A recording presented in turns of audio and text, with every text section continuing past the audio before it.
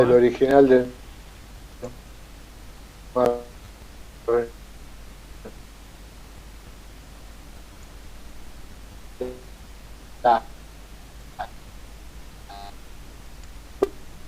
bueno, la teoría de la lucha de clases de Marx y Engels, o sea, una teoría que está enmarcada dentro del materialismo histórico, pero que abona este tópico, ¿no? Que es la lucha de clases. Muy brevemente, entonces, digamos, igual lo van a volver a ver en la carrera, ¿no? Comentarles que esta obra, que es, digamos, después de la Biblia, la obra que ha sido traducida en mayor cantidad de idiomas, ¿no? Y que ha tenido, después de la Biblia también, mayor número de publicaciones en distintos países del mundo. Fue publicada por primera vez, como ahí bien se dice, en febrero de 1848.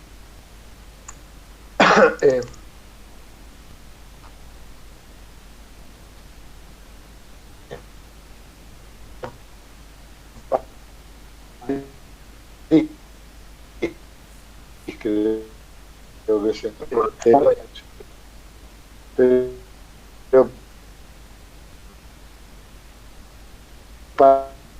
pero está y empiezan a llevar a la práctica, ¿no? Teóricamente se planteaban dentro de esta doctrina filosófica, política, ¿no? Que también se puede abordar desde una aproximación sociológica, ¿no es cierto?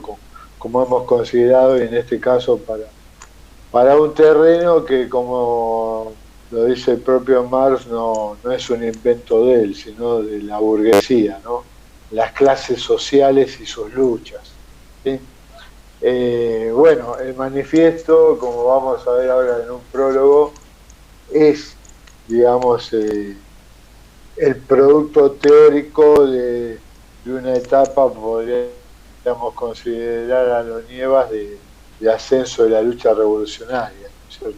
Es un momento cúlmine del proletariado europeo, ¿no? Que viene de un largo derrotero, ¿no? de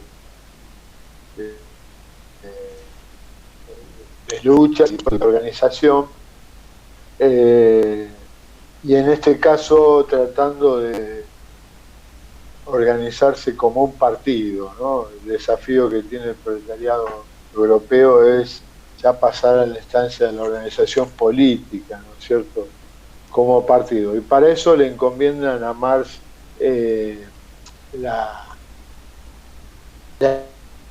preparación, ¿no?, de un escrito que iba a ser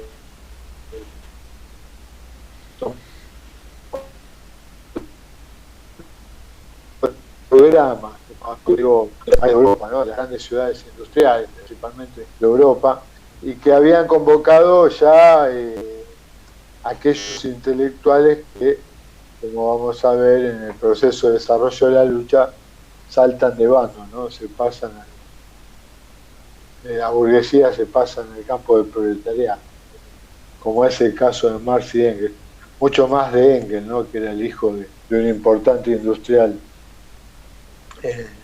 inglés, que tenía casas en Inglaterra, no alemán, que tenía casas también en Inglaterra. Entonces,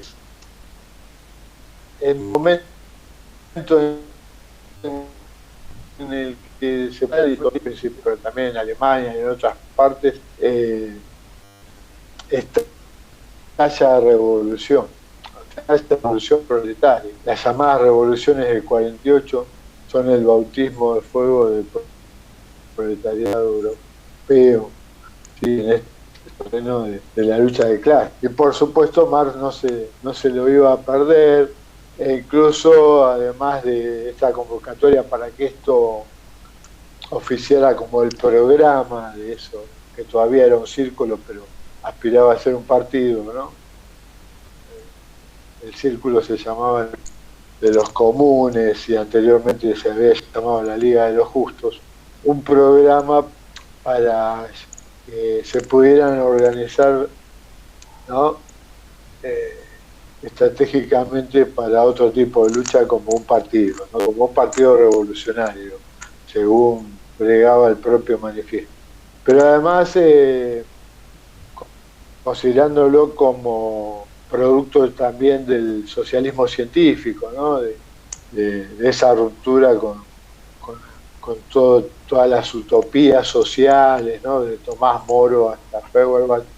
El manifiesto debe ser considerado como una teoría y un método para la revolución. Y en ese sentido Marx hace una prognosis del desarrollo de la lucha de clases del proletariado contra la burguesía en Europa. Y por lo que tenemos en cuanto a las fechas, apenas le erra en 2 semanas, ¿no? O por lo menos se anticipa en 2 semanas al estallido de la revolución de febrero. Entonces, también considerarlo, sobre todo, ¿no? No como un trabajo histórico dentro de una fuente histórica, la historia del proletariado europeo y mundial, ¿no? Porque esto después se expande al resto del mundo, por eso va a ser traducido en muchos idiomas, sino como una teoría, ¿no? Y un método científico para el estudio de este asunto que evidentemente ya la burguesía empezó a generar algún interrogante, ¿no? Por eso Marx dice que es la propia burguesía la que se va a plantear el descubrimiento de las clases sociales, ¿no? Como hemos visto con Adam Smith, por ejemplo, ¿no es cierto?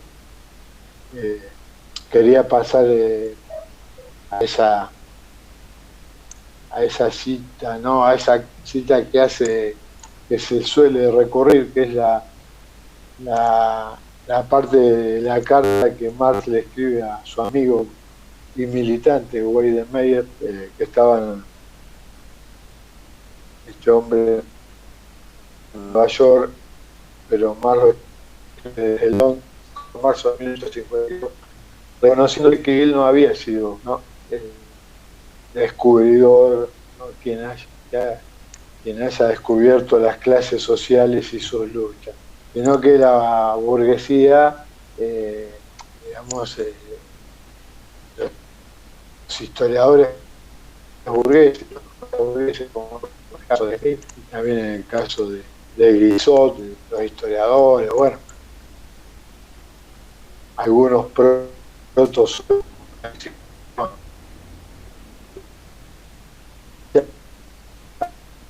bien en esa clave, ¿no? De una sociedad dividida en clases sociales. Y es lógico que sea de Aristóteles para acá, porque ya hemos visto que esa decisión social se produce precisamente en el mundo antiguo a partir de la producción de excedentes y del surgimiento de la propiedad privada. Entonces, más que el contexto histórico, que siempre dice mucho acerca de las teorías, ¿no? Y también la biografía de las personas, que, como decía Alexander, nos dicen mucho acerca de las teorías que crean esas personas, nos vamos a centrar en esto, ¿no? En el abordaje que hace Marx y el tratamiento de las clases sociales, que, como digo, no es el mismo que va a ser la burguesía, más bien es una crítica, ¿no? En ese mismo espíritu de la crítica a la economía política. Bueno, y en este capítulo, ¿no? En capítulo 1, burgueses y proletarios, que ustedes tienen para estudiar y para leer y para estudiar, Marx arranca diciendo o estableciendo la lucha de clases como una ley general universal, ¿no? Que rige para todas las sociedades históricas. Porque se plantea la lucha, la historia de todas las sociedades como la historia de la lucha de clases, ¿no? Desde la antigüedad, como decíamos, entre hombres libres y esclavos, ¿no es cierto? Pasando por la etapa feudal, ¿no? Entre señores y siervos, ¿no? Toda la historia se ha tratado de una lucha ininterrumpida entre dos grandes clases sociales, clases que fueron cambiando a lo largo del tiempo, así como también las formas de lucha, ¿no? Pero siempre centradas en un antagonismo entre ambas clases, ¿no? Esa lucha, según lo plantea acá directamente, puede manifestarse, ¿no? Abiertamente, pero en general nos resulta, digamos, velada, no la podemos percibir porque está velada. Hay cuestiones, como hemos visto con el tema de la superestructura, que hacen que esa lucha sea velada, lo cual no quita que esté presente, que esté operando, ¿no? Como vale para eso también de la Argentina en Perú, ¿no? Como una teoría que aplicarse para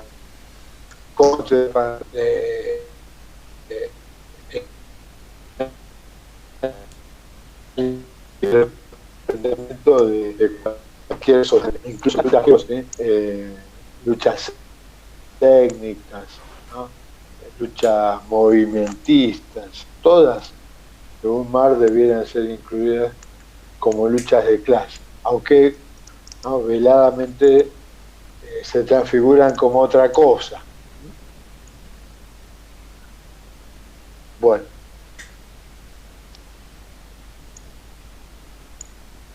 la primer parte de esta obra, ¿no?, de este capítulo, principalmente el capítulo burgués y proletario,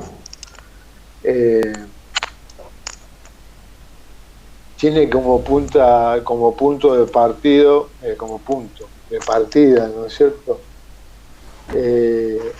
el desarrollo de las fuerzas productivas y de la moderna sociedad burguesa y el hundimiento, ¿no?, de la tradicional sociedad feudal, ¿sí? O sea, se está planteando ese trastocamiento de un orden social por otro de una manera, ¿no es cierto?, genética, o sea, abordándose como un proceso contradictorio, principalmente atravesado por la contradicción principal entre el desarrollo de las fuerzas productivas y las relaciones sociales de producción. Por eso que la burguesía, según plantea Marx, comienza abriendo este desarrollo histórico, este movimiento histórico, como una clase revolucionaria, porque revoluciona las fuerzas productivas con el desarrollo de la gran industria, de las comunicaciones, ¿no?, al mismo tiempo que tiene que ir combatiendo, liquidando y enterrando todo otro tipo de relaciones, ¿no?, que operan como un obstáculo al desarrollo capitalista, ¿no?, y a la acumulación de ganancias. En ese sentido, inmediatamente de afirmar que la lucha de clases opera como una ley en toda sociedad dividida en clases, Marx plantea que la burguesía, más allá de todas las promesas, ¿no?, que en el discurso revolucionario de la Francia de 1789 había hecho, ¿no?, con un espíritu libertario, no termina de resolver los antagonismos de clase del pasado, ¿no?, sino que los resignifica, ¿no?, le da otra forma, otro carácter, otra forma y otro contenido. Por eso lo que reaparecen son nuevas clases sociales, nuevas condiciones de opresión, nuevas modalidades de lucha, ¿sí? Que van a sustituir a las antiguas. Y sobre todo, como característica en el terreno de la lucha de clases, una polarización cada vez más grande entre dos grandes campos enemigos, ¿no? El campo de la burguesía y el campo del proletario. Yo hago acá, pongo algunas imágenes, pero siempre hay que considerar que estamos planteando, como lo vamos a decir permanentemente, un abordaje teórico, ¿no? El manifiesto es una teoría,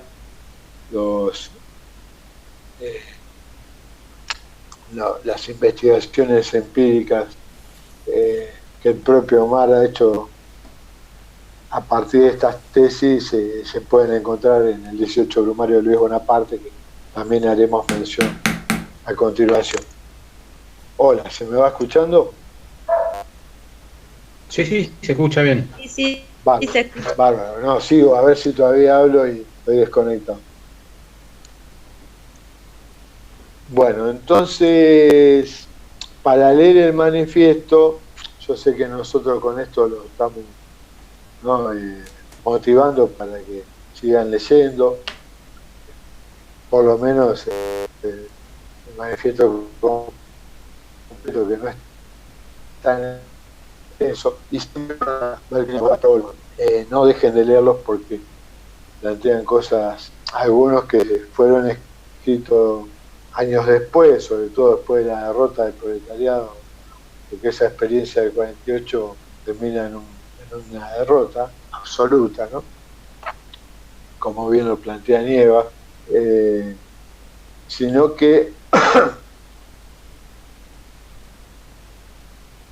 vamos a considerar también lo que se escribió cuando la derrota pasó a un momento nuevamente ascendente, ¿no es cierto? Y se abre esa experiencia en París nuevamente, que fue la Comuna de París, ¿sí? Que también termina en otra derrota. Pero como vamos viendo, por lo tanto, de cada derrota el proletariado va haciendo una acumulación y va haciendo un aprendizaje. Sobre todo si cuenta con, ¿no?, algunos elementos que por ahí proceden de otra clase, pero cualitativamente pueden aportar un conocimiento intelectual, ¿no?, y hacer análisis científico de los procesos. Por eso, este prólogo de 72 ya se está planteando en ese contexto de nueva derrota, después de la derrota de la Comuna, cuando fueron aplastados los comunistas, que aún los principios generales que se exponían en el manifiesto 1848, aún, ¿no?, después de la derrota, tengan en cuenta esto que dice Nieva, ¿no?, que nunca la derrota es absoluta, el proletariado se rearma.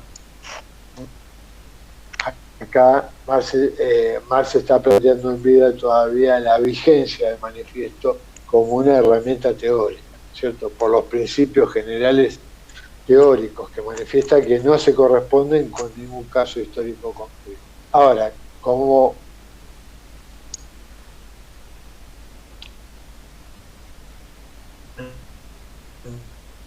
materialismo histórico, también en este prólogo Marx plantea que las medidas prácticas que se deriven, ¿no?, o la aplicación práctica que se deriven de estos principios, o cualquier medida que se tome, ¿no?, basándose en lo que se plantea en el manifiesto, siempre quedan relativas a las circunstancias históricas existentes en cada lugar. Es decir, las circunstancias cambian,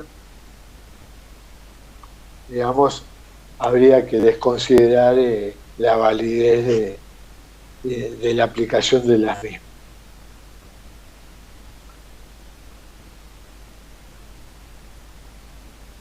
¿Sí? Entonces, para el marxismo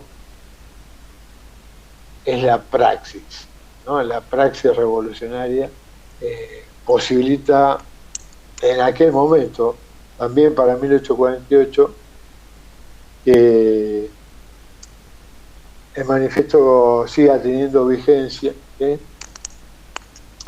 que siga generando ese terror en la burguesía, ¿no?, más reaccionaria, ¿no?, que ve, que asola siempre el fantasma, cada distintos periodos, recurrentemente ver asolar el fantasma de que hablaba Marx en el manifiesto, el fantasma del comunismo, y que la actualidad y permanentemente y recurrente vigencia en distintos periodos siempre tiene que ver y está a la par, por un lado, de la fuerza teórica, ¿no?, y la densidad de esta teoría que todavía en una sociedad capitalista mantiene vigencia, y en una sociedad capitalista cada vez más profundamente dividida en clases, más desigual. Y por otro lado,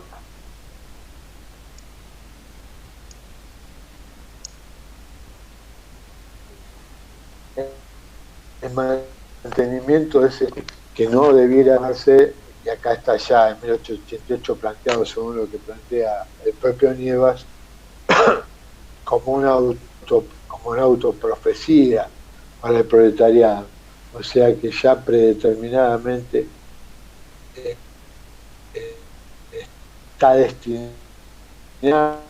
al triunfo de los y de socialismo. En este caso, tareas por hacer, y son tareas donde el manifiesto solo puede servir como una herramienta teórica, ¿no?, con aplicación práctica, o sea, con aplicación empírica, con aplicación a partir del análisis que se vayan haciendo de los hechos y a partir de las observaciones de estos enfrentamientos, ver qué dinámica van teniendo, por qué fases van atravesando. Bueno, eso es lo que el propio Marx va haciendo. Va haciendo una periodización no lineal, o sea, que responde no a un orden cronológico, sino a un orden lógico-morfológico, de las distintas fases que recorre el proletariado en su lucha contra la burguesía. Pero antes de meternos en esas etapas, es importante considerar esto que planteamos en la carta de Marx a Weidenmayer, de que el concepto de clase que construye Marx en su obra nunca se sistematizó, o él mismo nunca lo sistematizó. Tal vez cuando intentaba hacerlo Allese, en 1883, queda inconcluso el capítulo 52 del libro tercero del Capital, titulado Las clases sociales, y bueno, y otros marxistas que trataron de reconstruir a partir de todas aquellas referencias en las que Marx conceptualizaba de algún modo o referenciaba, estar hablando de estos entramados o de estos agrupamientos que son las clases sociales. Digo entramado porque el enfoque que se plantean los autores, o que por lo menos que ven los autores en Marx, es precisamente relacional.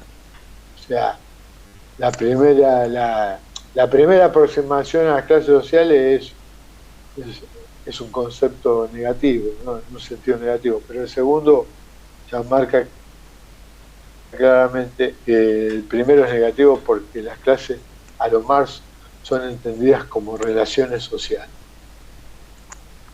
O sea, las clases en un sentido negativo,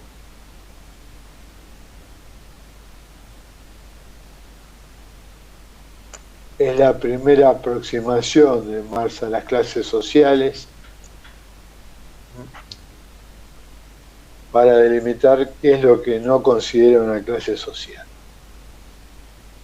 Y lo que no es una clase social para Marx no son clases sociales las castas, no es un Estado, ni una corporación, una clase social, tampoco es un grupo profesional ni una capa social. No se lo puede conceptualizar como una mera categoría estadística, ¿no?, que clasifica a sectores de la población según sus niveles de ingreso, educativo, cultural, de consumo, etc. ¿Sí? No se pueden diferenciar por el ingreso, ni por la ocupación, ni el oficio. No se relacionan con el honor o la pertenencia a un orden legal que habilitaría a considerar la clase como un estatus. O sea, todo eso, para Marx, no son las clases sociales. Por eso, ¿no?, yo preparé acá algo más esquemático, del estilo Matías, ¿no?, mostrando este esquema, que uno dirá, pero es el conocido esquema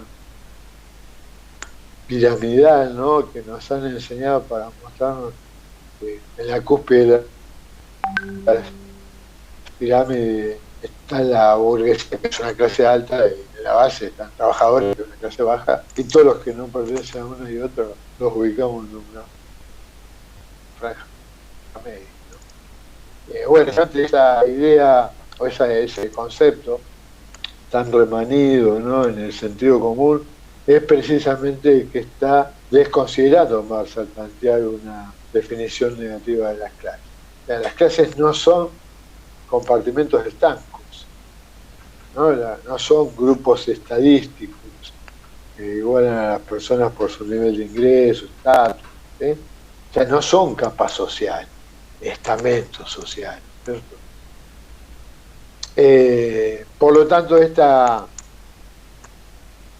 explicación, ¿no es cierto?, esta aproximación a las clases no es la que va a privilegiar más bien ustedes van a poder encontrar trabajos sociológicos como los del estructural funcionalismo de Parson, que refieren a las clases estructuralmente a lo Marx, pero considerándolas así como estratificaciones sociales o estratos sociales. Marx no considera, no abonaría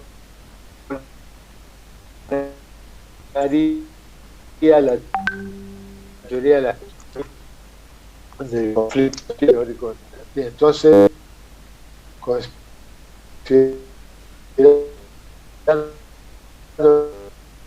la segunda aproximación importante, que las clases son un conjunto de relaciones sociales, y habíamos visto que las relaciones sociales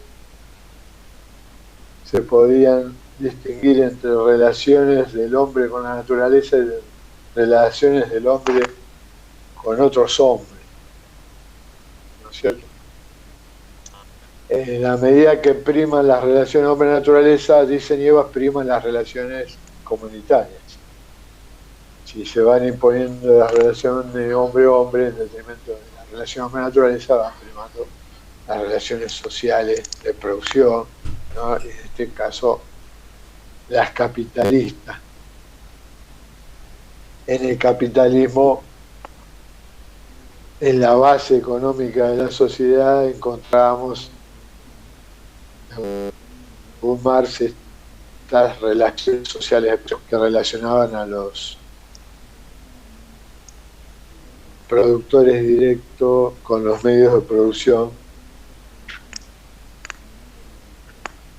de una manera específica, ¿no es cierto? Y a los propietarios de los medios de producción con estos productores directos también, de manera relacionada, ¿sí? Entonces, ¿Dónde encontramos las clases en este sentido, en esta segunda aproximación, que sería un sentido objetivo de la clase? En la estructura económica de la sociedad, en la esfera económica de la sociedad, en las relaciones de producción, que tenían que ver con la forma y con lo que se producía en cada ámbito económico. Entonces, en buena parte de su densidad están determinadas según la propiedad o no de los medios de producción. Eso era lo que posibilitaba distribuir relacionalmente a los hombres de acuerdo a la relación con la propiedad o no de los medios de producción. Como propietarios, ¿no?, se podía establecer determinada relación con una conducta en el mercado, ¿no?, como comprador de fuerza de trabajo. Después un sector que quedó desposeído de todo medio de producción y subsistencia se relaciona con los medios de producción como no propietarios, pero en calidad de desposeído. En ese sentido, para sobrevivir, vende su fuerza de trabajo. Ese es su comportamiento en el mercado, pero porque compulsivamente se ve obligado a hacerlo. O sea que es libre en doble sentido. Y después tenemos una relación no tan cristalizada, ¿no?, de aquellos que no compran ni venden fuerza de trabajo. ¿Sí? O sea que si tienen alguna propiedad, no es una propiedad social, sino una propiedad individual y siempre de un tamaño menor, ¿no? Una pequeña. Estos son los pequeños burgueses, los que no compran ni venden fuerza de trabajo. Bueno, en este esquema también podemos verlo entonces distribuido también, ¿no? Lo podemos poner en la pirámide a los propietarios de los medios de producción porque en la copia de la pirámide están la minoría de la sociedad. La mayor parte siempre es la base de la sociedad. Casi que esto se puede pensar hasta en ese sentido, ¿no? Es una densidad social, ¿no?, y demográfica. Pero no estamos pensando todavía en una relación de poder. Para pensar las clases de una relación de poder hay que seguir graduando distintos niveles de abstracción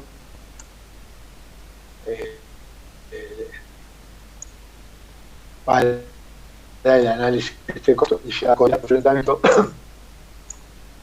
que rige, como decíamos, a modo de ley histórica natural la historia de las sociedades desde el comienzo de la historia, y que expresa un antagonismo ya en el proceso de producción social, ¿no?, a partir de que una clase se apropia del trabajo ajeno, ¿no?, y de que hay un proceso de explotación, incorporando entonces en el análisis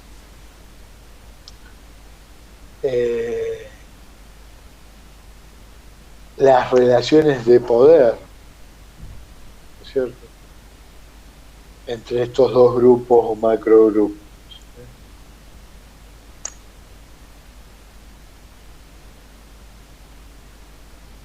Estos enfrentamientos, no, perdón, me fui a las relaciones de poder están ahí. A partir de entonces de la existencia de dos clases fundamentales, ¿no?, estructuradas por las relaciones de propiedad y de la apropiación de la riqueza social por parte de la burguesía, ¿no?, se establece una relación no solo de explotación, sino que esto presupone y reproduce una relación asimétrica de poder, ¿sí? Entonces la división de clases es una relación de propiedad, los propietarios de producción, digamos, pueden tomar decisiones, como por ejemplo cómo disponer del uso de la fuerza de trabajo, porque dentro de la fábrica están ejerciendo ese poder, ¿sí? Además tienen el poder del Estado, ¿sí?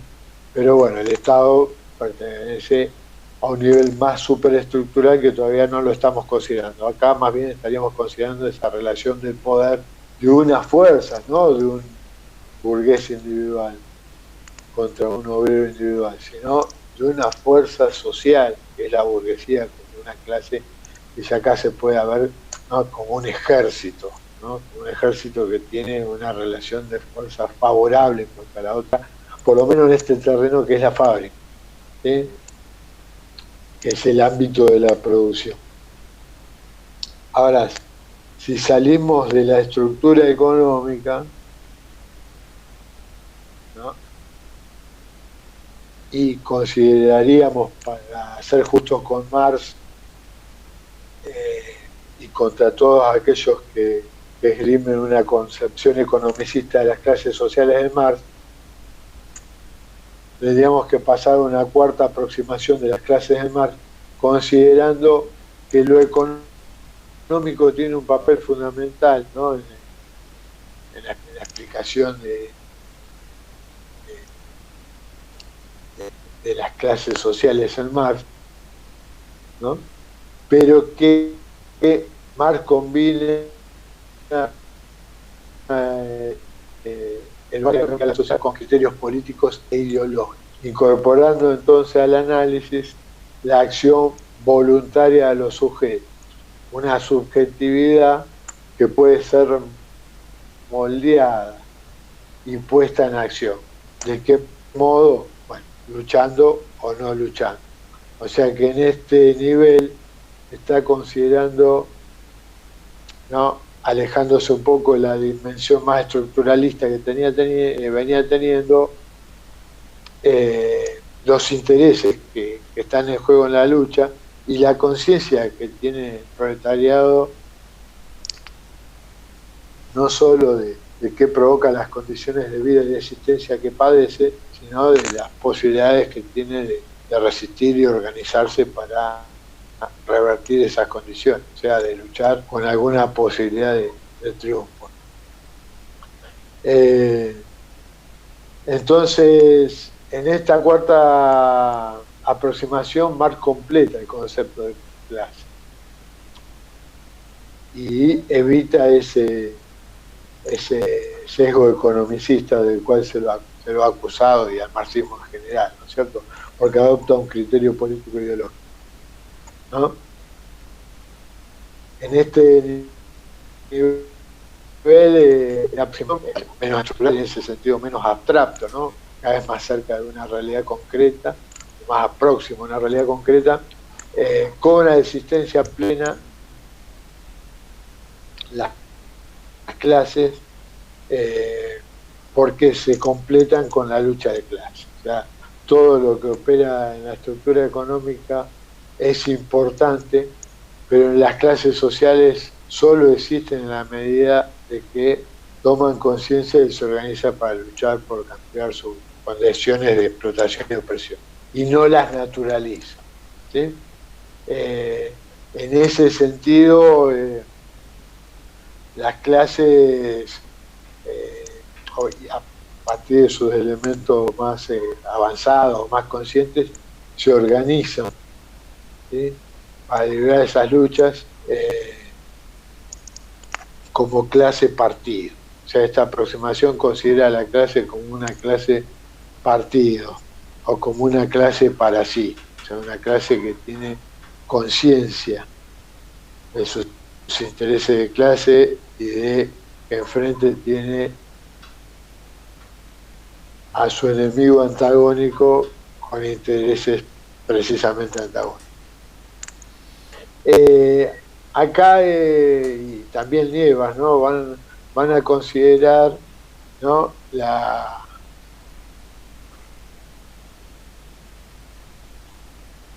la conducta del campesino francés, ¿no es cierto?, como parte de esos sectores que no terminan de consolidarse como una clase, de cristalizarse como una clase, que pasa de la clase a partido, podríamos decir. Entonces, aun cuando, no desde lo económico, o sea, considerando toda esa dimensión económica que planteamos, a partir de las relaciones de producción, podríamos decir que los campesinos parcelarios franceses de Marx abordan el manifiesto son una clase, o sea, en sentido objetivo son una clase, en el sentido objetivo, subjetivo no lo son, ¿sí? Por cuanto entre los campesinos no hay, digamos, una comunidad de intereses más allá de lo local, ¿sí? Cada parcela es autosubsistente y, digamos, de esa manera reproducen, ¿no?, las identidades y todo tipo de organización superestructural para la lucha. Entonces, son una clase en sí, se podría decir, pero no pasa nunca a ser una clase para sí. Ahora, Perdón, después con el trabajo de Nievas, no. Sí, Hernán, te perdón, interrumpo ¿no se un escucha? segundo.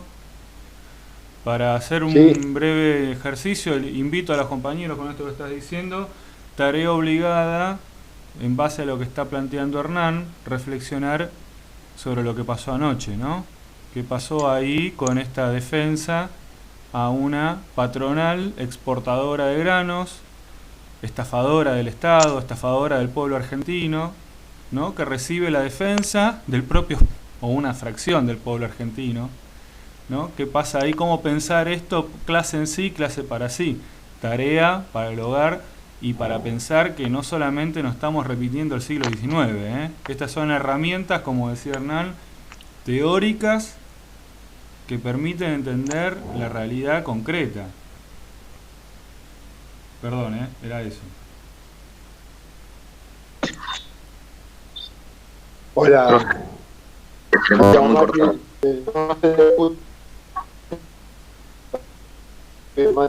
Se entrecortaba todo y no se llegó a entender nada.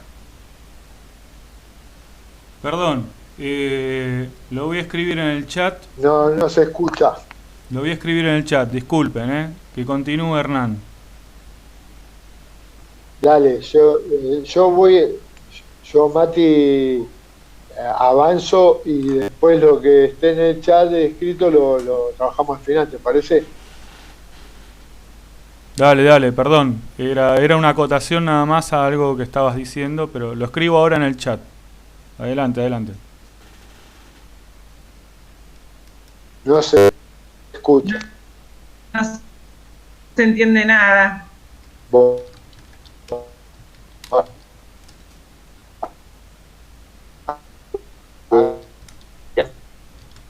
A mí me A vos, puede sí, profe. Sí, escuchar. Sí,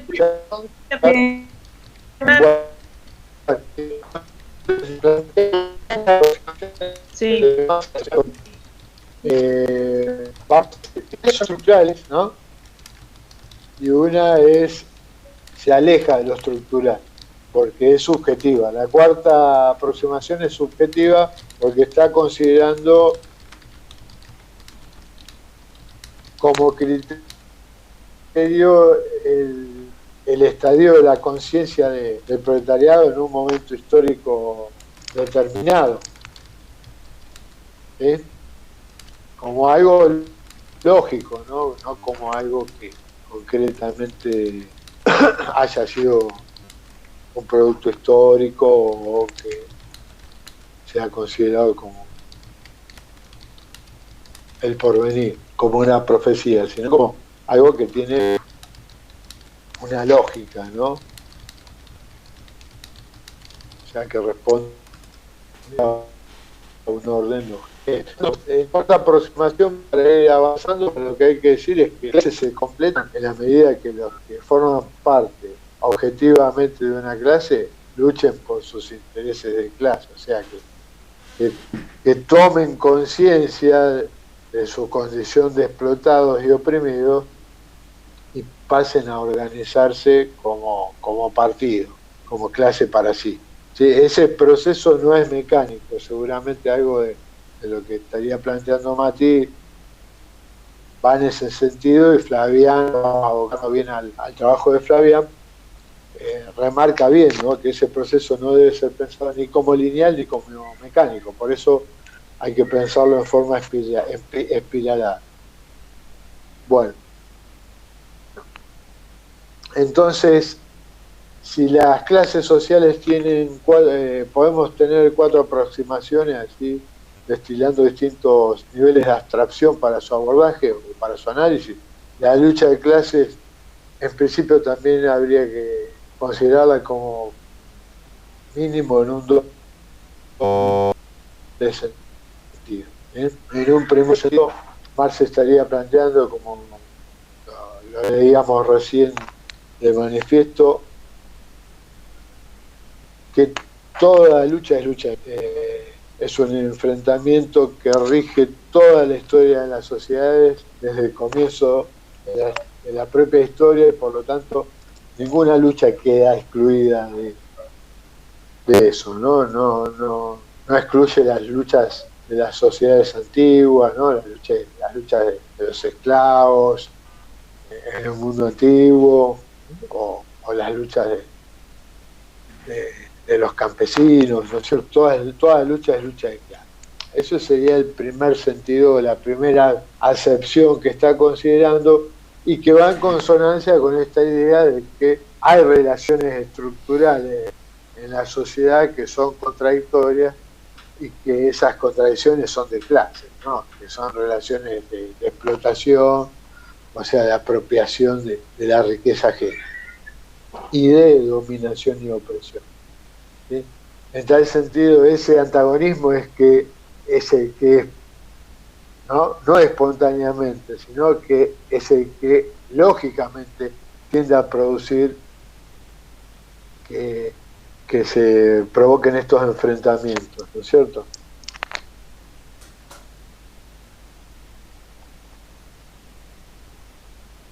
Estos enfrentamientos no deben leerse como enfrentamientos de individuos contra individuos, sino como enfrentamientos entre clases, ¿sí? O sea, entre macrogrupos humanos que comparten las mismas condiciones de vida y de existencia.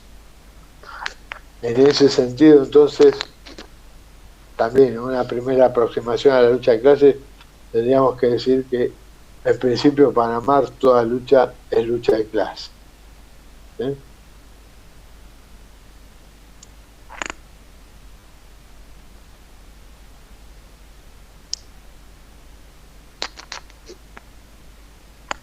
Vamos a ver que hay una segunda respuesta a la misma pregunta, ¿no?, respecto a qué clase. Y ahí Nievas, digamos, toma sobre todo a Lenin, que lo tenemos en el práctico de hoy, ¿no?, en la obra de Lenin, El quehacer, para dar una vuelta de tuerca en el manifiesto de que toda lucha es lucha de clase, ¿no? Aun cuando Marx en el manifiesto distingue que las luchas que se dan en un tercer momento no son luchas revolucionarias, y las de un primer momento no, con lo cual ya ahí también podríamos decir que Marx también estaría distinguiendo o pensando el concepto dialécticamente, ¿no? Así como pensábamos recién el concepto de clases en un sentido dialéctico, o sea que las clases en un sentido objetivamente son relaciones de producción, y en un sentido subjetivo no son el grado de conciencia y la predisposición para la lucha que tiene, ¿no? Entonces, el concepto de lucha de clases también debe ser pensado a partir del método dialéctico, y esa dialéctica gira en torno a esta contradicción entre pensar que, por un lado, todas las luchas son luchas de clase, pero por otro, al mismo tiempo y contradictoriamente, decir que solo las luchas que alcanzan un umbral político alcanzan ese estadio o ese momento de la lucha de clase. O sea que la lucha meramente económica, y ahora cuando veamos la periodización en 3 momentos que hace Marx, que podría ser adjudicable a distintos momentos, pero más a veces estrictamente o con cierta normalidad más a alguno en particular, la lucha económica no se estaría considerando, según Lenin, lucha de clase, ¿no? Si el proletariado no toma conciencia de que su condición de explotado depende de un factor político, que es también romper con las relaciones de poder y de dominación burgués, y por lo tanto poner en disputa de la guerra misma el territorio que es el Estado, ¿no es cierto? El poder del Estado, no habrá cruzado jamás ese umbral político, aun cuando libres las luchas que se quieren. Porque si bien, como plantea Nieva, la experiencia cuenta en el avance, en el salto en la conciencia que puede ir dando el proletariado, la experiencia, ¿no?, como clase, la experiencia histórica, si quieren ustedes, la experiencia de vida de los trabajadores como clase, no alcanza con la experiencia. O sea, esa matriz culturalista de la clase encuentra un límite. O sea, la clase va a dar, según Lenin, va a poder dar ese salto en la medida que incluso vaya contra esa experiencia y contra todo sentido común dictado por esa experiencia. Y la única forma, como hemos visto desde el principio hasta acá, es una ruptura con el sentido común para construir otro tipo de conocimiento, es apelar al conocimiento científico, digamos. Y ese salto precisamente de la lucha económica a la lucha política pasa por una toma de conciencia que no proviene de las luchas acumuladas como experiencia del proletariado, sino de un factor externo, dice Lenin, de algo que procede del exterior de la conciencia del proletariado, que es la teoría revolucionaria. La teoría revolucionaria del manifiesto comunista, que es la teoría de la lucha de clase. Esa teoría no es la producción de la clase obrera, es un conocimiento que la clase obrera se apropia en este proceso de la lucha de clase, correspondería al nivel de lo que Marín llama, o Engels también, ¿no?, la lucha teórica. Es la producción de intelectuales burgueses que en los momentos álgidos de desarrollo de esta lucha se pasan al campo del proletariado, traicionando los intereses, no es único, por supuesto, pero también de sectores de la pequeña burguesía, ¿no?, que entienden que la única clase revolucionaria, como plantea Marx, es el proletariado. Todas las demás clases, digamos, no pueden por mucho tiempo garantizar el orden social, ¿no? Los sucesos y el desarrollo de la propia lucha los va poniendo, ¿no?, en una salida, digamos, que tiene, según lo plantea en el manifiesto, un mismo camino, digamos, bifacético, ¿no? O termina en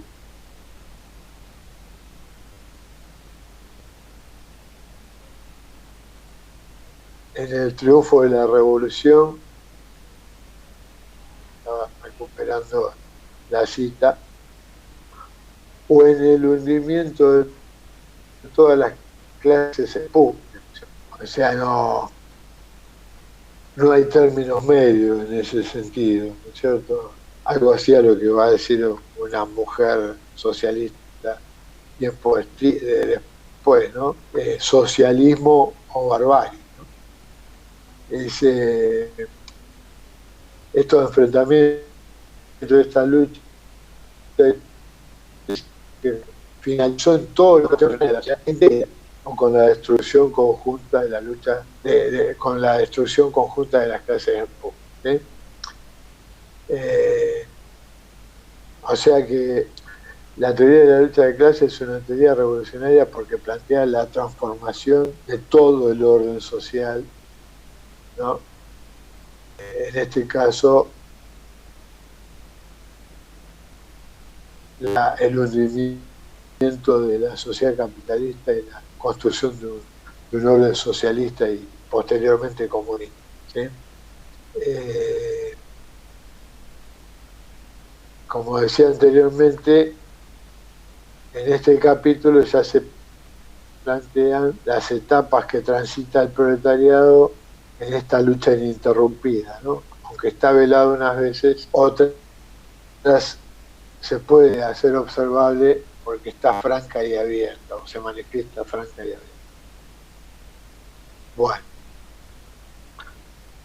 en primer lugar, estas etapas de las que habla Marx deben ser consideradas como momentos más que como etapas, ¿no? Para evitar precisamente el sentido lineal del proceso y verlo como un proceso genético, ¿no? Que no tiene un principio y un fin y siempre pensarlo de forma dialéctica, ¿no es cierto?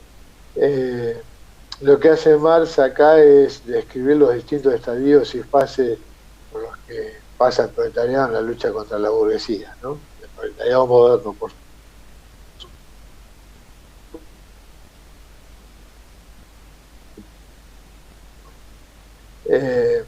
si las pensamos de forma espiralada y no siempre en un sentido ascendente, en un sentido lógico, lo terminan fortaleciendo y consolidando como clase y le permiten incluso ganar autonomía, ¿sí? Respecto a la burguesía. La lucha contra la burguesía data del instante mismo de su existencia, ¿sí? Esto de decir primero la clase o primero la lucha y después la clase, o primero la clase y después la lucha. No, pensémoslo en forma dialéctica, no como procesos con principio y fin o con un sentido teleológico, ¿sí? Es la clase y la lucha, ¿no? No, sí, no hay clase sin lucha ni lucha sin clase, si no sería un casillero vacío, ¿no? También hay algunos que han pensado lo que se llama la clase en el papel, ¿no? Una clase como una cosa, como casi casillero vacío que debe ser, pues, con datos estadísticos de acuerdo a algún criterio. Esta categorización es histórica, ¿no? Sino lógica morfológica, ¿sí? Ninguno de estas características se corresponde con ningún proceso histórico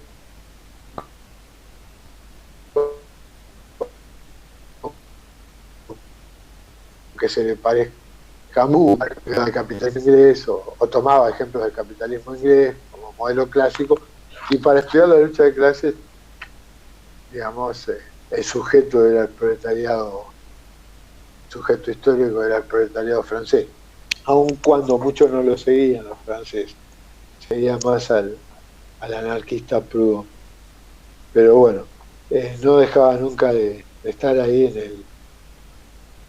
el epicentro de los acontecimientos en París, sobre todo cuando las cosas pasaban, y en su propio país también participó de las barricadas en este mismo proceso junto con Engels, o sea que se iban moviendo permanentemente como lo que plantea Lenin, ¿no? Una vanguardia.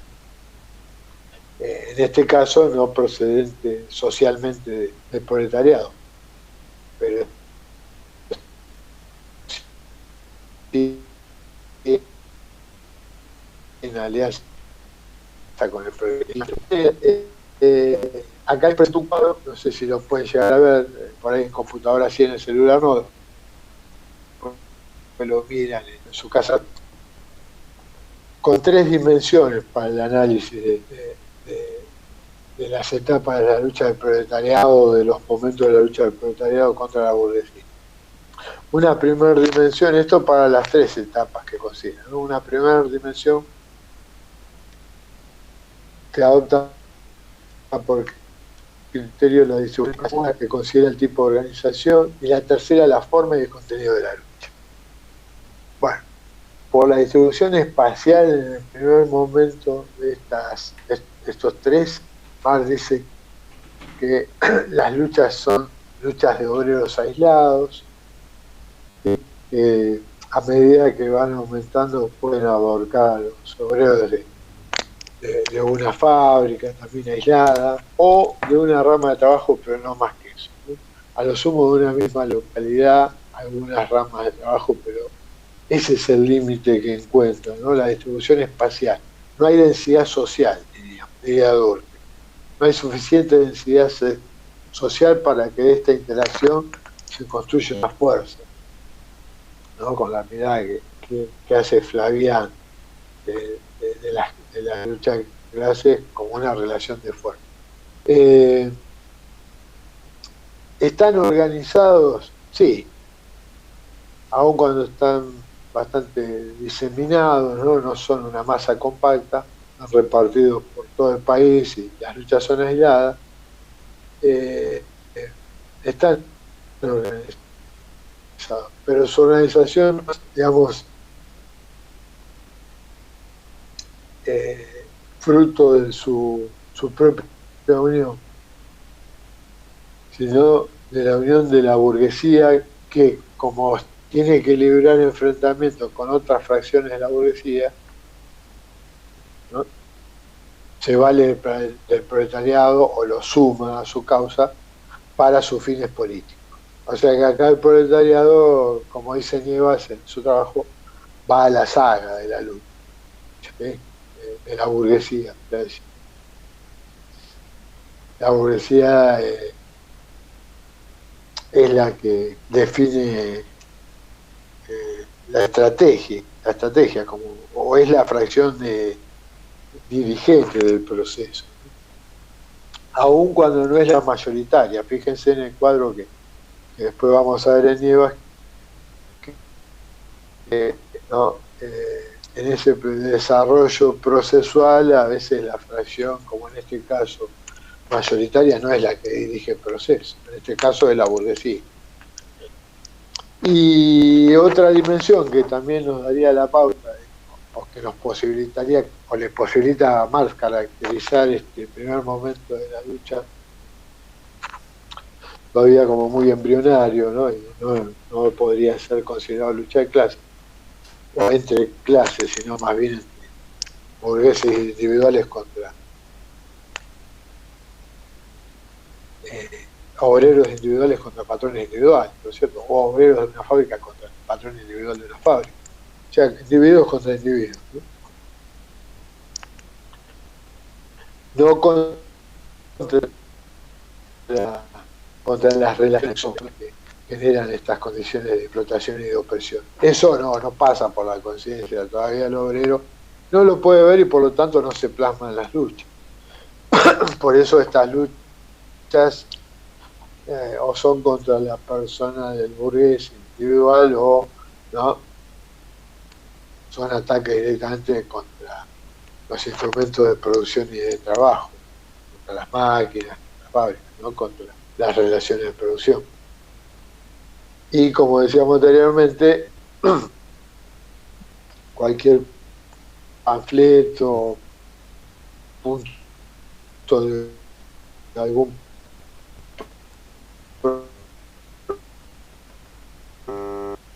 programa que se argumenta con este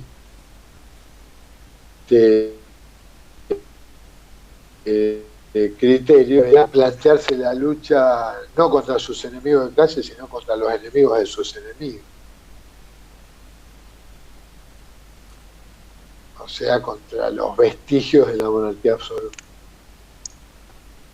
Con el pasaje de un momento a otro lo explica bien el trabajo de Flaviano, ¿cierto?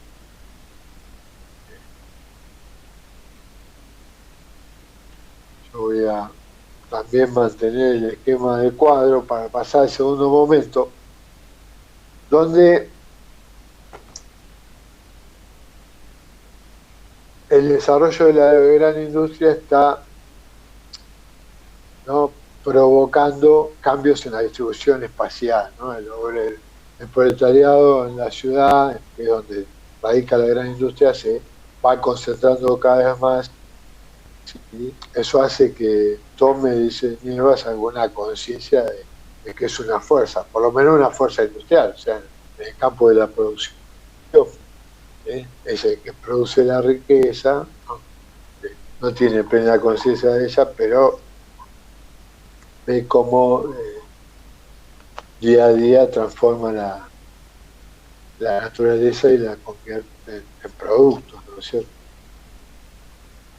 Y por lo tanto, entonces, van tomando conciencia de que ya no son artesanos y no anhelan volver al espíritu o a ese momento del artesano medieval, ¿no? Sino que ahora ya empiezan a ver más claro cuál es el porvenir o las condiciones que no dependen de su voluntad y por lo tanto se le van imponiendo, ¿cierto? Tomar conciencia de eso ya es un primer paso para dar otro tipo de lucha, ¿cierto? Porque uno empieza a ver a sus compañeros de trabajo, ¿no?, por ejemplo en el tema de organización, ¿no?, donde uno lo primero que se pregunta es quiénes organizamos. Bueno, la gran industria va homogeneizando a la clase, va igualando las mismas condiciones salariales, bajas hacia abajo, muy baja, va también, ¿no?, pasa por encima de las edades, los sexos, o sea, mujeres, niños, todos trabajan de igual modo, incluso a veces las mujeres y los niños, o siempre por menos salario, ¿no? Pero eso va generando condiciones como para una toma de conciencia de que no somos individuos, ni siquiera somos individuos, sino que colectivamente son. El proletariado se empieza a concientizar de que es una fuerza, por lo menos una fuerza. Todavía no se sigue viendo como un vendedor de mercancía, como un vendedor de fuerza de trabajo, y en tal sentido tal vez como un igual y como un ciudadano, ¿sí?, como alguien que a lo sumo puede ser estafado porque las condiciones del mercado lo favorecen, que yo, pandemia, eso, y le pagan el salario bajo, pero cuando eso cambie prometen volver a dar alguna pelea por las mejores salariales. Y bueno, en ese tipo de lucha, principalmente por mejorar el salario y todas las condiciones de trabajo, entran dentro de este momento, de este segundo momento, que es por la forma y contenido de la lucha prevalece la huelga por mejorar el salario y las condiciones de trabajo, ¿no? Es una lucha económica, decíamos, la que estaría primando, ¿no? Vuelvo a decir, no pensar estos momentos como una realidad concreta histórica, mucho menos como procesos lineales. Uno va a encontrar atributos y características que en la realidad histórica después se dan, ¿no?, conjuntamente en distintos periodos. Sobre todo se va a encontrar momentos transicionales, ¿no?, como todo proceso, toda metamorfosis. Uno va viendo lo transicionalmente, ¿no?, esos procesos que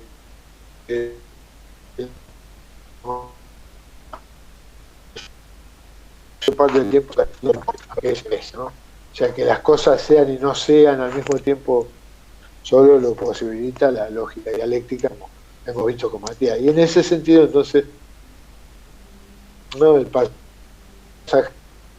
del tercer momento, como que es un momento transicional, es el pasaje de la clase en sí a la clase en sí. O sea, no como un pasaje mecánico, no como un pasaje que, digamos, se da porque en la esencia de la clase obrera, digamos, radica, digamos, un espíritu revolucionario, ¿no? O en la naturaleza de la clase obrera está, ¿no?, inscripto ese espíritu revolucionario.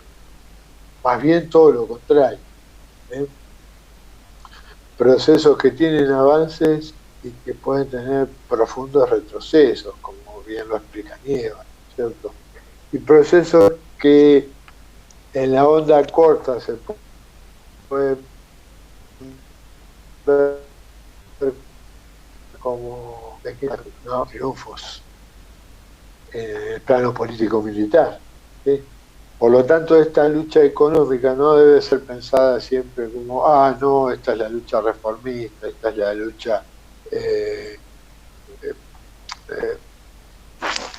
donde siempre se plantea una retaguardia, la lucha a la defensiva, la lucha que abona a la negociación y a que aparezca un sector del proletariado que traicione sus intereses y se convierta en una fracción burguesa del proletariado. Bueno, todo eso puede estar jugando, pero es parte de la relación de fuerzas. Digamos, nada está predeterminado de antemano, ¿sí?, diría Nieva. Y el propio Marx, ¿no?, porque Nieva está interpretando a Marx y a Engels y a Lenin también, ¿cierto?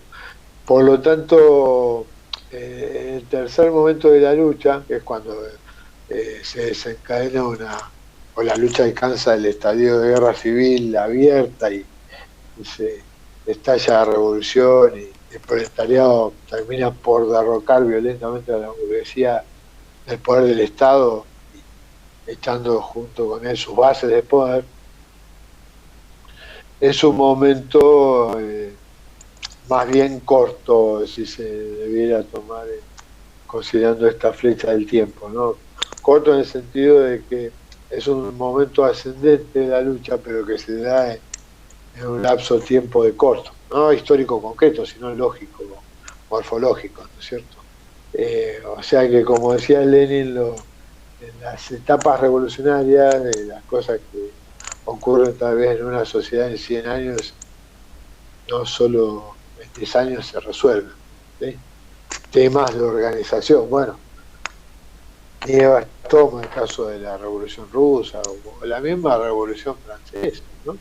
Proceso ascendente de la Revolución Francesa, pero la Revolución Rusa que toma Lenin, el quehacer que tenemos para el práctico de hoy, podemos ver que de 1905 a 1917 no hay mucho tiempo como para que, ¿no?, pasen tantas cosas, ¿no?, en un país prácticamente desindustrializado, con una escasa clase obrera comparado con lo importante que era el campesinado, ¿no? Hay nuevamente lo de clase dirigente y clase principal, ¿no es cierto? No siempre la clase mayoritaria es la clase dirigente, en ese caso el proletariado fue la clase dirigente y era una minoría.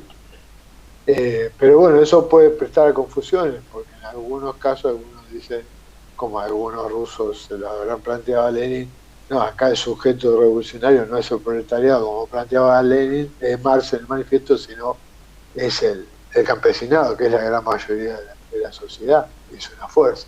Bueno, si tomamos estas características del campesinado francés, de que nunca construyeron una fuerza a pesar de que era la mayoría de la población, y las trasladáramos a Rusia, no nos estaríamos equivocando mucho. O sea que Lenin piensa más o menos igual del proletariado, del campesinado ruso, que tiene que ir a la saga del proletariado, que no hay ninguna chance de que sea la fuerza dirigente, ¿no? Aun cuando el proletariado ahí es una mayoría, pero está organizado y está en este nivel de organización. En un nivel de organización no tanto por los progresos de la industria, aunque cierta industrialización ya había habido, no tanto como en Europa, ¿no? Pero, digamos, se organiza como partido, se organiza como un partido revolucionario.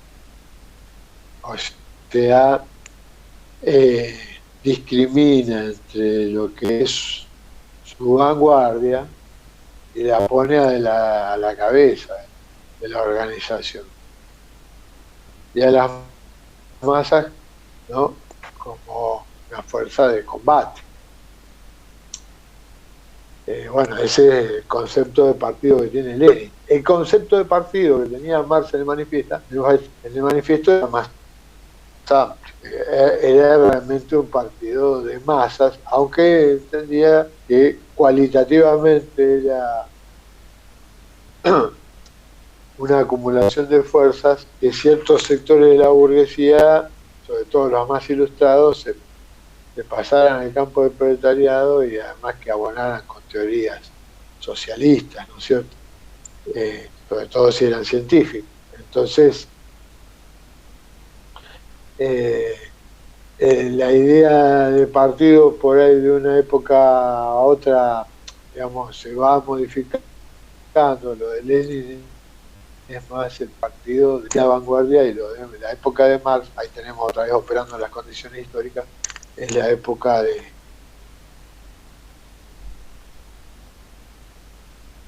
del partido de masas, ¿no? Porque todavía se estaba en la etapa del círculo, o sea, ya planteaba como punto uno del programa que el proletariado tenía por tarea organizar a toda su clase, o sea, independientemente de otras distinciones que pueda haber en un mismo partido, con autonomía de burguesía, ya respecto a la etapa anterior, la del círculo, digamos, un avance en ese sentido que lo piensa Lenin, de superar la espontaneidad de las masas y darle una dirección estratégica a la lucha, era ya un avance terrible, ¿sí?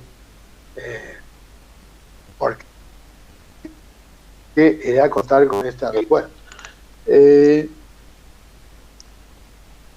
A partir de todas estas apreciaciones que encontramos de las clases, Flavián Nievas, en el trabajo Lucha de Clases, a ver si no tengo ahora el nombre completo, pero hace referencia al isomorfismo de las clases, ¿no? Presenta este esquema para considerar, ¿no es cierto?, que el proceso de lucha de clases es un proceso, en primer lugar, hay que considerarlo como un proceso, que no todos lo hacen, ¿no? En segundo lugar, no como un proceso histórico concreto, sino que debe ser considerado de acuerdo a un orden lógico metodológico. Y por otro lado, no como un proceso lineal, sino como un proceso dinámico que va atravesando distintas fases, distintos momentos, como veíamos por acá. Vemos, además de los momentos, en este esquema podemos ver distintas situaciones de clase. Esas situaciones pueden variar entre dos extremos, o sea, esa dinámica de la lucha de clase siempre se expresa entre dos extremos opuestos: el extremo de la paz y el extremo de la guerra, ¿sí? ¿Me va escuchando?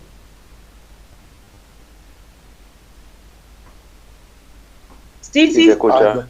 Se escucha. Me asusté.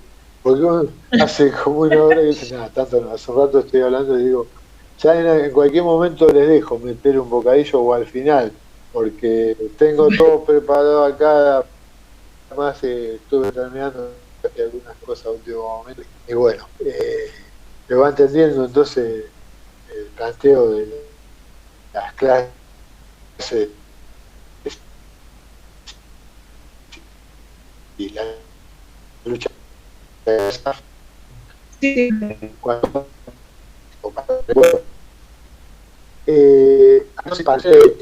¿no? Hay que tomar los puntos máximos que alcanzan, ¿no? Los extremos. Por un lado, como van a ver acá, un extremo, ¿no? de la lucha de clases es el momento de máxima.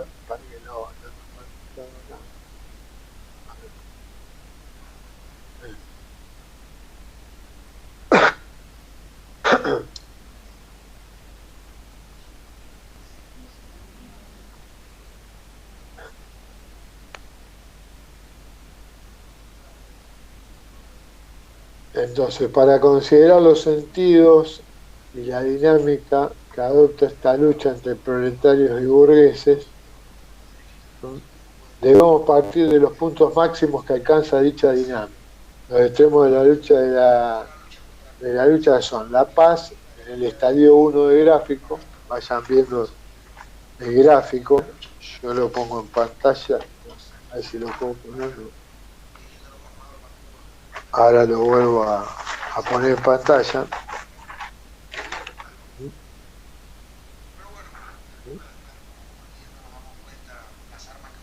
Los extremos de la lucha son la paz, estadio un mouse. ¿Lo pueden ver? No lo pueden ver porque está cortado. Bueno, es más o menos donde yo tengo Hernán, no sé si se escucha. el cursor del mouse. Ustedes pueden ver. Hernán, no sé si Sí. se escucha. sí, se ve. Sí, Hernán, Ahí donde está la línea de puntos, ahí está el estadio 1. Hernán, no sé si se escucha, pero podés poner pantalla completa para que se vea más grande de Sí. tu PowerPoint. O sea, vas No, abajo. No se llega a escuchar. Bueno, no se lo escucha. no, está bien, no puedo.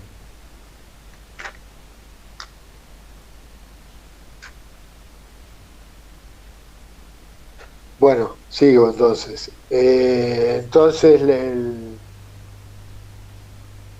el punto extremo que corresponde al estadio 1 es el momento de la paz en el terreno de la lucha de clases. Nunca una paz absoluta, ¿no es cierto?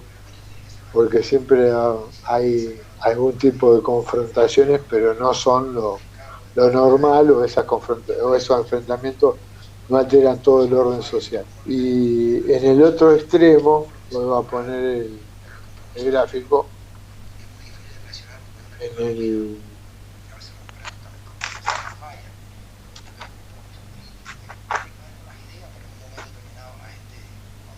la situación de guerra, en el nivel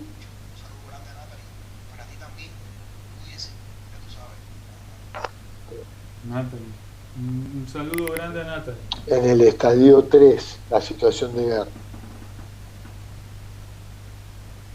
La paz indica una situación de dualidad, victoria-derrota, dice Nievas. Es el momento de la máxima disparidad de fuerzas, ¿no?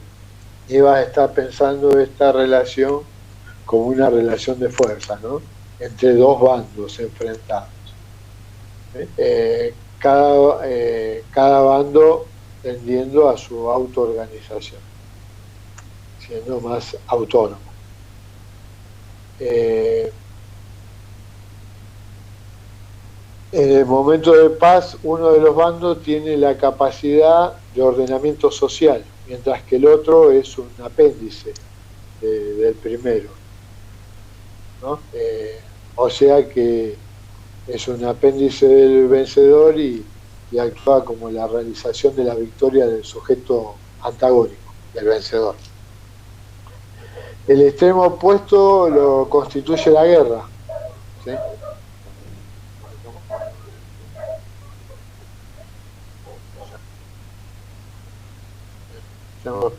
Esto constituye la guerra. Estadio 3.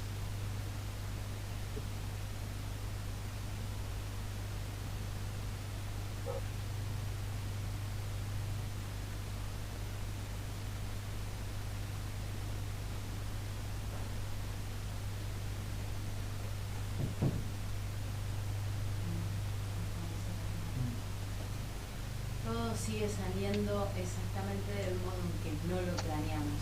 Y acá Aparentemente la testosterona la tengo demasiado baja, con lo cual lo más de paridad de fuerza, ¿no es cierto? Ya no es que se impone una sobre la otra de manera hegemónica. ¿Sí? La hegemonía siempre implica, como dice Neva, una situación de derrota del gobierno. Mañana, pero lo más probable es que sea estos sujetos que se enfrentan existen como sujetos colectivos, ¿no es cierto? Y en este momento de la guerra confrontan en el grado de máxima tensión, por lo tanto, generalmente los enfrentamientos alcanzan niveles de violencia muy altos. Y lo que está en disputa es el propio territorio como ordenador social, ¿no es cierto? O sea, el que se hace con el territorio e impone las condiciones en el territorio es el que, digamos, triunfa. ¿Sí? Aunque el triunfo siempre es un triunfo pasajero, ¿no? No es un triunfo definitivo. O sea que tanto la paz como la guerra podrían ser considerados como estadios de la dinámica de la lucha de clases en sus momentos extremos, sin pensar ninguna disociación entre ambos, más bien un continuo dialéctico nuevamente que nos permita pensar el uno como la génesis y la continuación del otro y viceversa, ¿no? O sea, la guerra como la continuación de la política, porque en momentos de paz, como plantea Cañevas, lo que prima o la mediación es la política. En momentos de guerra, la confrontación, los enfrentamientos, las confrontaciones se dirimen apelando a la violencia y no a la diplomacia, ¿no? Entonces, en la propia dinámica vamos a ver que en el gráfico, ¿no es cierto?, estos momentos, digamos, no son absolutos, sino que son relativos, ¿no? En momentos de paz siempre hay reyertas y algún tipo de altercados menores o enfrentamientos menores, y en los tiempos de guerra, digamos, también hay alguna diplomacia que está interviniendo. Pero si miramos en general el gráfico, lo que podemos ver, si incorporamos a este análisis morfológico un análisis lógico, temporal, aplicamos como técnica la flecha del tiempo, ¿no?, que nos posibilita la construcción de este esquema para ver las distintas fases que puede atravesar ¿no?, esta dinámica de la lucha, ¿no? Y no solo las distintas fases, sino el sentido que va adoptando, ¿no?, como de acuerdo a la tendencia que van marcando esos enfrentamientos. O sea, puede tener un sentido doble también, ¿no?, bifacético. O el sentido es ascendente, como el que estoy indicando en el mouse, ¿no?, de 1 a 2, o el sentido es descendente, ¿no?, de 2, 3 a 4. Bueno, ahí está el tema de la famosa curva de que siempre hablamos, ¿no? Acá también los conflictos se están midiendo estadísticamente y a partir de esos datos se pueden elaborar estos gráficos que refieren a que ilustran la dinámica y pueden servir para el análisis marcando algunas fases, tendencias, ¿no? En este caso, las tendencias nos dan la pauta de qué sentido va adoptando la lucha, si un sentido ascendente o un sentido descendente. Bueno, Nivas dice que aun cuando esto no se corresponda con ningún caso histórico, ¿no? Que son operaciones lógica-metodológicas, cuando Marx arribó al terreno empírico, ¿no? Para el estudio de la lucha de clases en Francia, como hablábamos hoy del caso del campesinado, en realidad lo que quería estudiar era al proletariado, ¿no? Y el pasaje de la clase del partido y del proletariado, para ver qué chance tenía ese proletariado y si se llegaba a este momento de un enfrentamiento manifiesto y abierto, ¿no? De una guerra civil, qué posibilidades o chances se podían pronosticar de triunfo. Entonces era claro tener en cuenta estas cuestiones bien objetivas y estructurales, ¿no? Que hacen al desarrollo y a la dinámica, ¿no? Que no pasan por la voluntad de las personas. O sea, que uno le haya tocado nacer e intervenir en un momento de la historia donde la revolución tiene un sentido ascendente, digamos, es lo que le ha tocado suerte, ¿no? Si nació en Francia en 1789, seguramente se va a encontrar en esa situación, ¿no? De que hay una fuerza social, ¿sí? La burguesía que no solo, digamos, ha abierto la revolución para enterrar al viejo orden feudal y a la nobleza, a su clase dominante, sino que le va a dar, como se plantea en la primera parte del manifiesto, a esta revolución un sentido ascendente, porque va a liberar del yugo a las fuerzas productivas de la sociedad, y también le va a ir a la par entregando al proletariado, por eso lo dialéctico y lo contradictorio de los procesos, las armas para su propio, ¿no? Su propio entierro como clase, ¿cierto?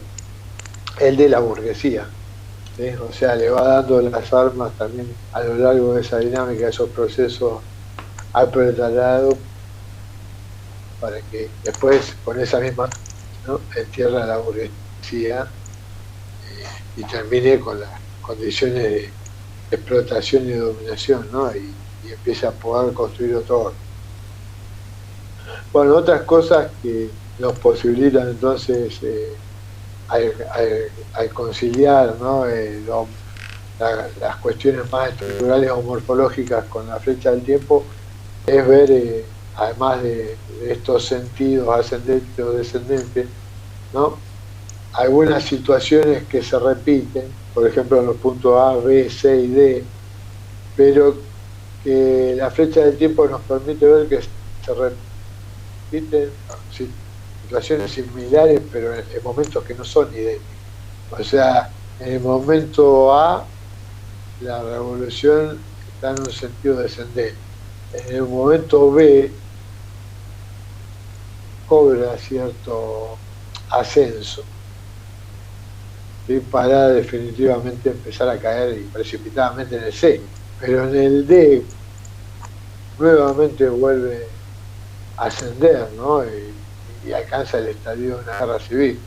Por lo tanto, acá lo que hay que ver es que Marx en el 18 Brumario decía que la historia se repite dos veces. El 18 Brumario es la aplicación empírica del manifiesto comunista, de la tesis del manifiesto comunista, que se repetía primero como tragedia y después como parto. Bueno, o sea que si no tomamos literalmente esa frase de que la historia se repite dos veces y que además la había tomado de Hegel, tenía una frase con un contenido dialéctico, diríamos que para qué la historia, para qué la ciencia, si ya sabemos más o menos qué puede llegar a pasar. cuando en realidad el uso de la flecha del tiempo nos posibilita ver claramente acá que las veces donde vuelva a aparecer o vuelvan a darse unas condiciones muy similares en cuanto a la relación de estas fuerzas, ¿no? Y a veces cuando están en una situación de lo que algunos llaman empate, que nunca está el empate, ¿no es cierto? Están ahí a mitad de camino entre un polo y otro, ¿sí? El llamado empate geográfico, empate, ¿no? Porque eso habla de cierta estaticidad del conflicto. O oscila siempre hacia un polo o hacia otro. Está más cerca de un polo o más cerca de otro. Y en esa oscilación, por supuesto, el elemento, el operador teórico, ¿no? que va a plantear Nievas o que toma Nievas de la consideración de Marx es, ¿no?, considerar las chances de agregación o de desagregación que cada fuerza tenga para dirimir los conflictos. ¿En qué sentido? En el sentido de las chances que tenga de ir constituyendo las alianzas, ¿sí?, para dirimir esos conflictos. ¿Sí? En este otro cuadro, ¿no?, se pueden ver, ¿no?, considerando estos dos polos, o sea, el polo de la guerra y el polo de la paz en el proceso de la lucha de clase, que en los momentos de guerra, o donde se está más cerca del polo de la guerra, ¿no es cierto?,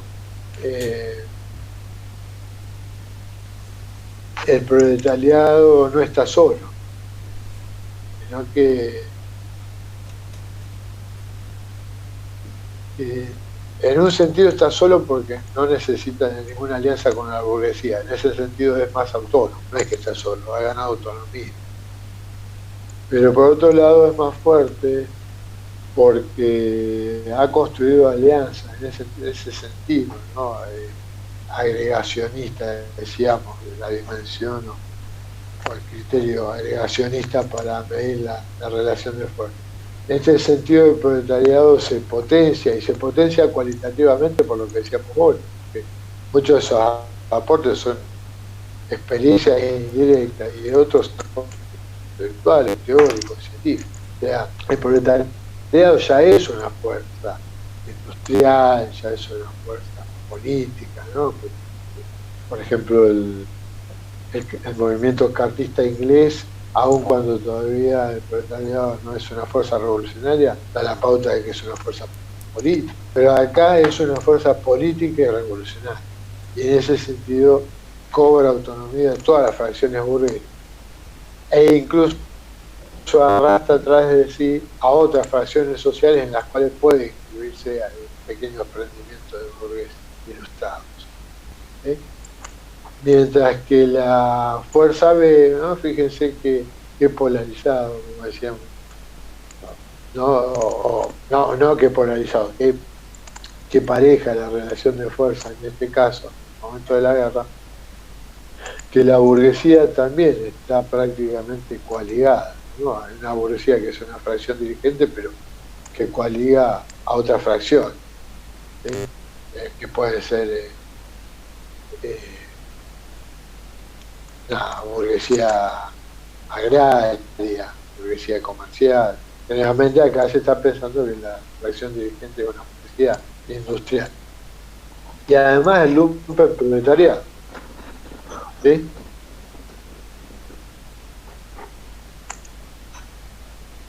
Sin embargo, en el momento que la pendiente se inclina hacia abajo, o sea que hay un momento descendente de la lucha, ¿no?, la relación de fuerza inmediatamente se vuelve totalmente dispar, totalmente asimétrica, y se vuelve una lucha interburguesa. O sea, tanto en la fuerza A como en la fuerza B, los que dirigen los procesos y la estrategia del proceso son dos sectores de la burguesía, de distintas fracciones de la burguesía, puede ser agraria, industrial, en cada caso, y además que arrastran otras fuerzas burguesas y proletarias.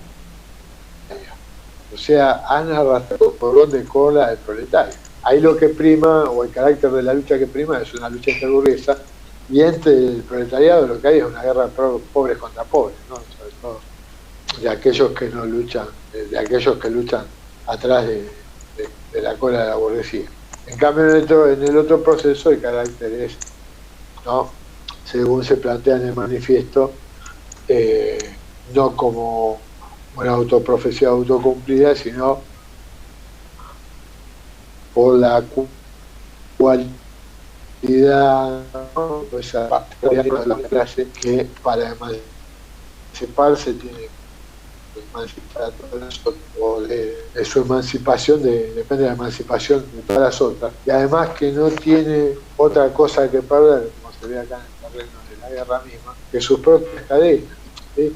Y sobre todo cuando quien lo explota, ¿no?, la clase que lo oprime y que lo explota, en este caso la burguesía moderna, no puede garantizarle sus condiciones mínimas de vida y de existencia, ¿no? Porque con el avance de la máquina en la gran industria debe ir incorporando y reemplazando máquinas por hombres e ir dejando paulatinamente, después de cada crisis comercial y cada crisis interburguesa,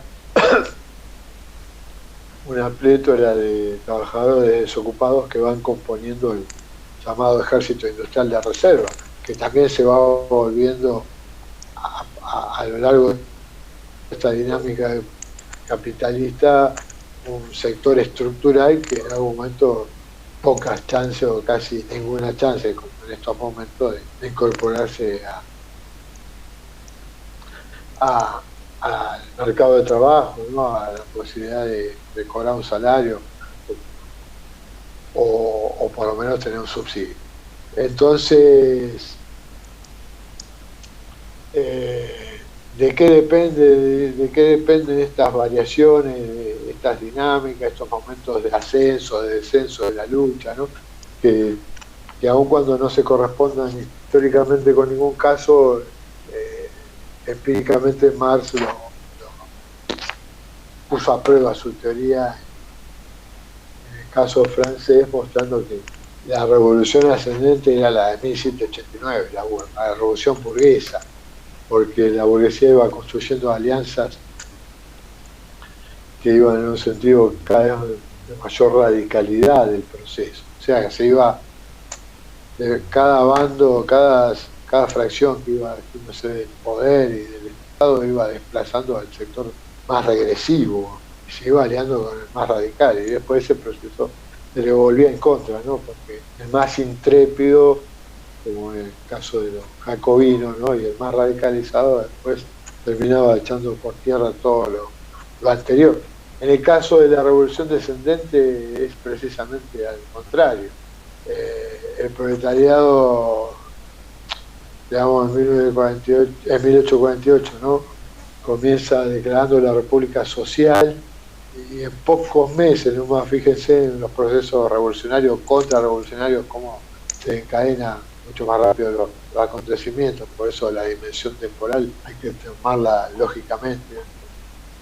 Digamos, los tiempos se modifican mucho de un caso a otro, o de acuerdo a situaciones cambiantes.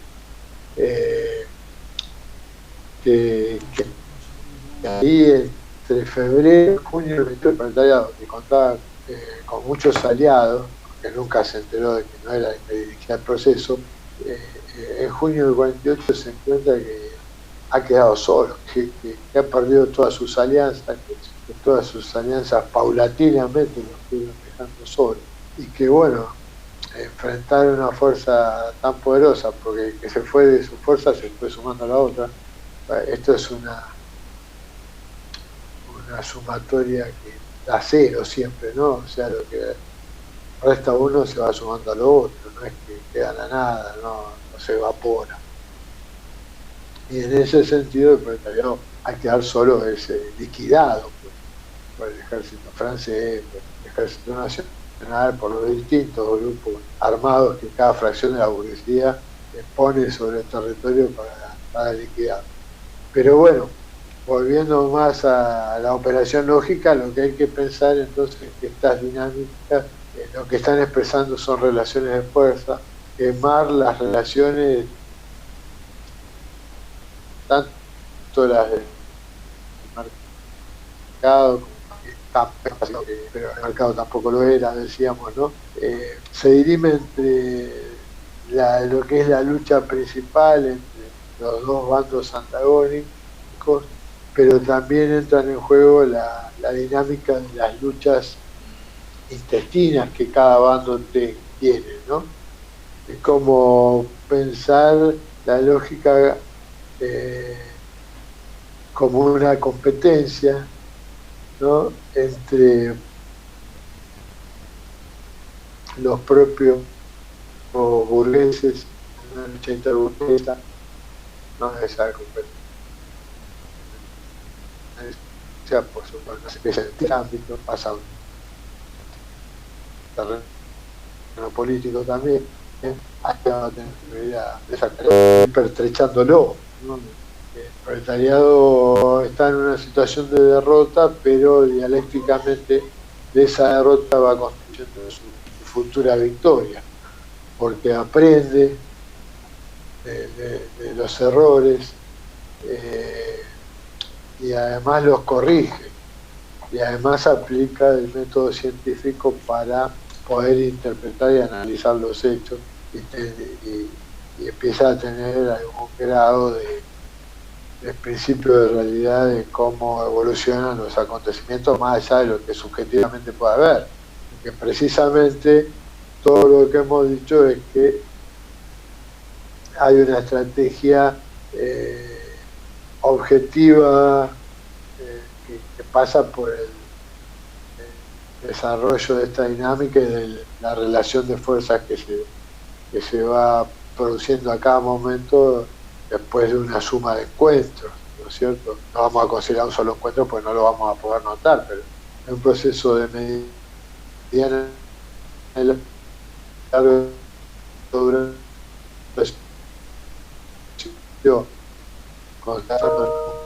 si está en un momento de flujo, de reflujo de la fuerza, y si se está librando una lucha de clases que es una lucha interburguesa o si es una lucha de clase contra clase, ¿cierto? O sea que ha pasado a un umbral político.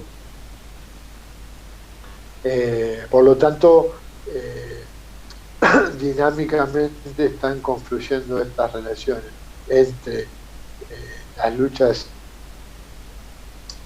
intraclase, o sea, entre burguesía y proletariado por un lado, que es la relación principal que hay que tener en cuenta para darse cuenta si uno está más cerca de la derrota que la victoria, y por otro lado las guerras intestinas o las luchas intestinas que son interclases, que las tiene la propia burguesía, ¿no?, dentro y fuera del mercado, y las tiene el proletariado dentro y fuera del mercado.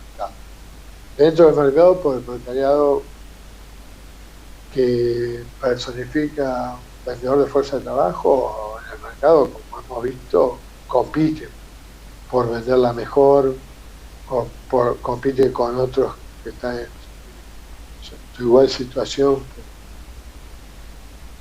por no quedar desempleado, y fuera del mercado de esa condición, en la medida de que, digamos, no hay una toma de conciencia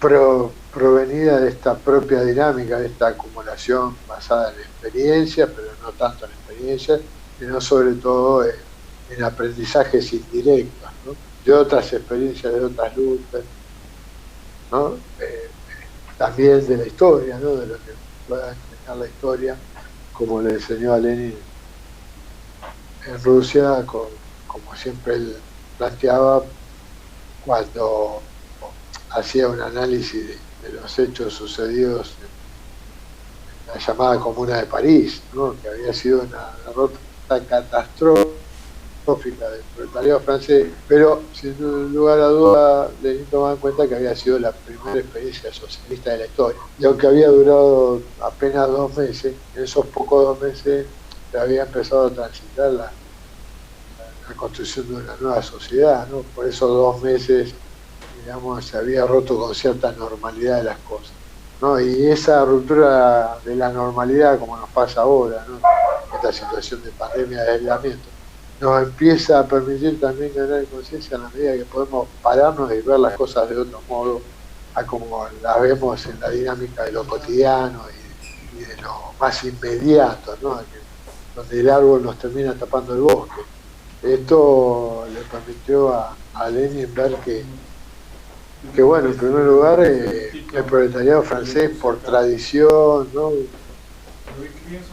También el proletariado tiene que luchar como luchó la burguesía contra las tradiciones.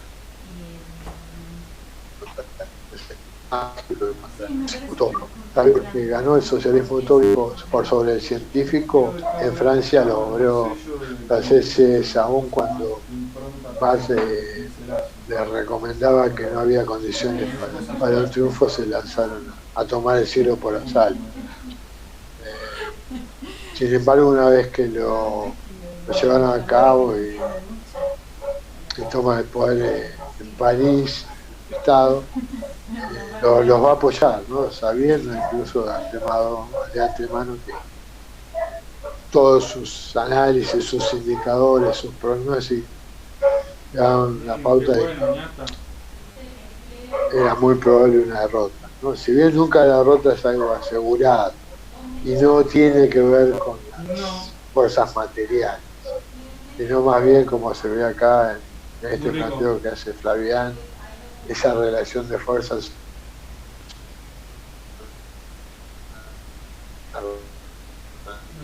entre dos bandos que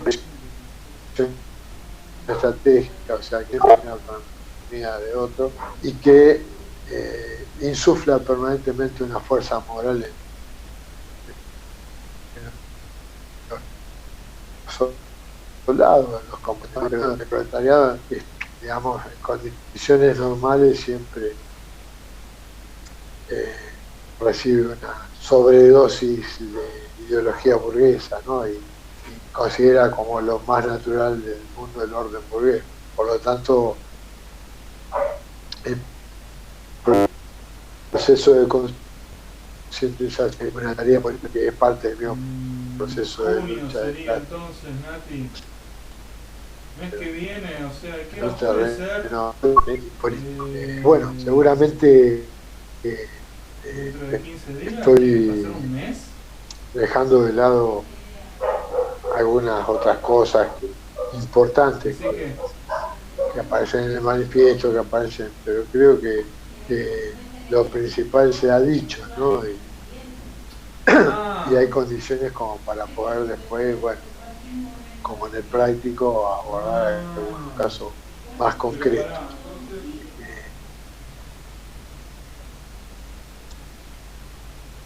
A ti. Sí, por ahí que tengo que... Sí, acá estoy. ¿Te escuchó? Sí, todo perfecto. No, lo que yo no sé si se me escucha ahora. ¿Lo grabaste? Salió todo, no sé si se me escucha ahora. ¿Se escucha? Yo te estoy escuchando muy mal. Parece que también. No, yo te decía, ya está igual, ¿no? Pero yo te decía hace un rato que podías haber ampliado la pantalla del PowerPoint. Voy a ver al chat. PowerPoint. Voy al chat. Bueno, no se escucha nada, así que no importa.